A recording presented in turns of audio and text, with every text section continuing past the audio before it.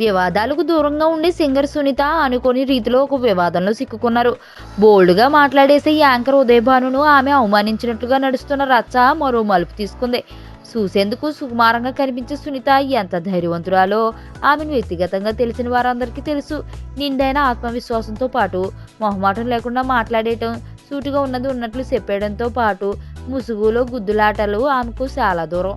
ఈ మధ్య మీడియాకి ఇచ్చిన ఇంటర్వ్యూలో యాంకర్గా ఉదయ్ భాను మాట్లాడుతూ తనను ఒక ప్రముఖ సింగర్ అవమానించారని చెప్పుకొచ్చారు. సింగర్ సునీత పేరును నేరుగా ప్రస్తావించిన ఆమె ఓ ప్రముఖ సింగర్ అంటూ చెప్పుకొచ్చారు. ఈ అంశంపై సునీత ఓ మీడియా సంస్థతో ఓపెన్గా మాట్లాడేశారు. యాంకర్ ఉదయ్ భానును ప్రస్తావించిన సింగర్ను నేనే, ఆమెను తాను అవమానించలేదని చెబుతూ అసలు ఏం జరిగిందో తెలుసా అంటూ అసలు విషయం ఇదేనంటూ ఉదయ్ భాను నన్ను అపార్థం చేసుకుంది. నేను ఆమెను అవమానించలేదు. ఆమె వచ్చిన ప్రోగ్రాం పూర్తిగా నాదే. ఆమెను నేను ఆహ్వానించలేదు. ఆర్గనైజర్లు పిలిచారు. అలా వచ్చినప్పుడు స్టేజ్ మీదకి రమ్మని ఆహ్వానించలేను కదా.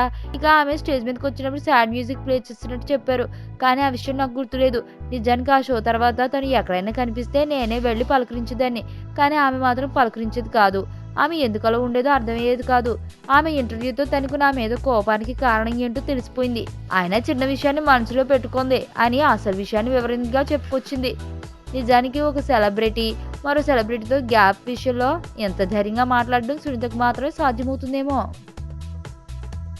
మరణం దేహానికే గాని ఆత్మకు కాదని భగవద్గీత చెప్తుంది. మనిషి బరువెంతున్న మరణానంతరం 21 గ్రాములు తగ్గుతుందని సైన్స్ చెబుతుంది. అంటే ఆ 21 గ్రామ్స్ బరువు